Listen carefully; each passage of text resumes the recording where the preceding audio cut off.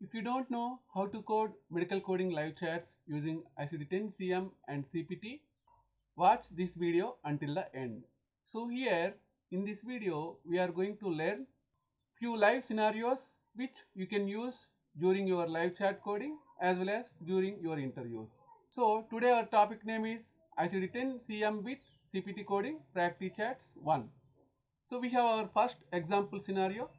Kiran is a 91 days post-stem cell transplant due to multiple myeloma that is currently in remission, who is admitted with fever, severe nausea and vomiting, splenomegaly and cervical lymphadenopathy.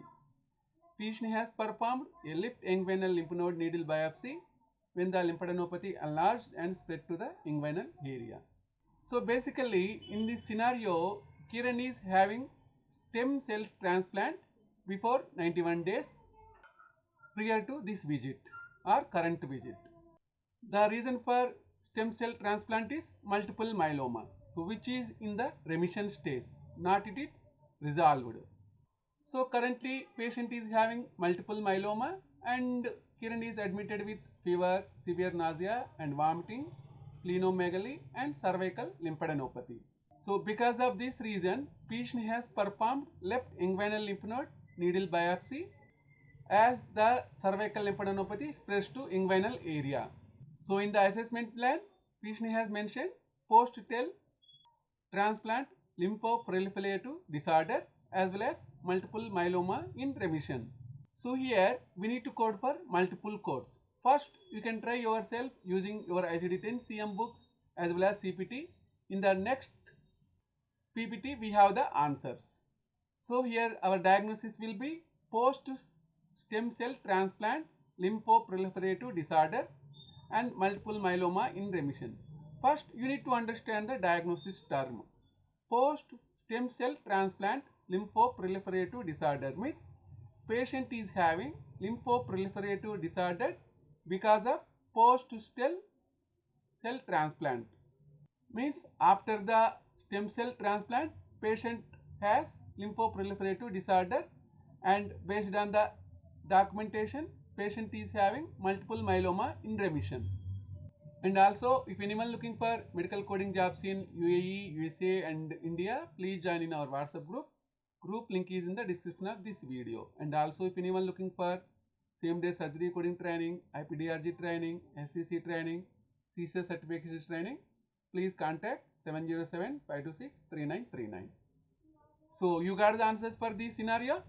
Don't worry, if you don't know, don't worry, just watch the video until the end.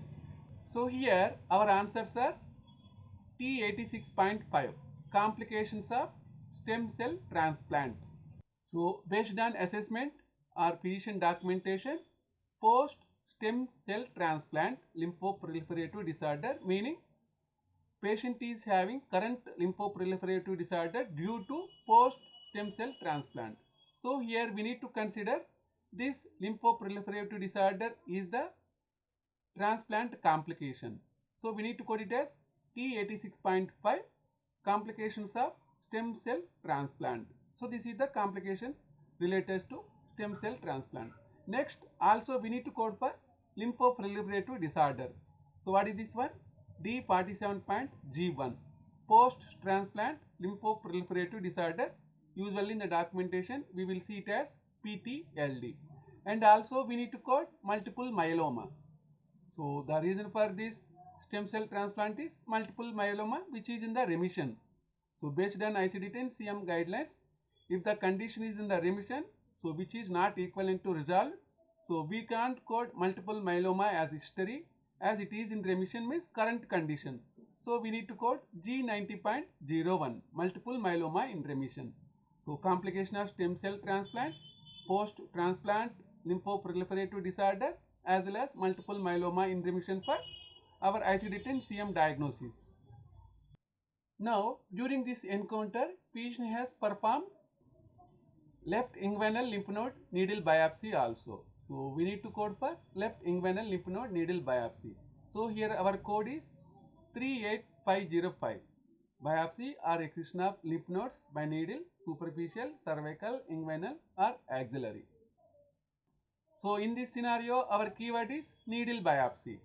So you need to check in the code description whether needle biopsy is mentioned or not. If you check this one 38505, biopsy is mentioned, so which is also mentioned in the example scenario, as well as needle is mentioned in the example scenario, and in our CPT code description also needle is mentioned. So here for inguinal lymph node needle biopsy we need to code 38505, and also based on the documentation we need to append LT modifier also.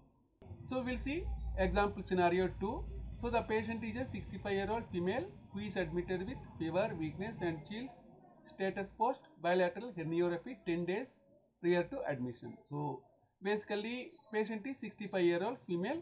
Currently she is having fever, weakness and chills, and also she is status post bilateral herniorrhaphy 10 days previous to this admission or current admission. And also along with fever, weakness and chills, she is also experiencing urgency on urination and dysuria. So because of this condition, physician has evaluated the patient and she is found to have incisions were slightly red and tender and the abdomen is somewhat distended. And physician has ordered blood cultures and wool culture which revealed heavy growth of Enterococcus facialis or Enterococcus fecalis, which also grew on urine culture.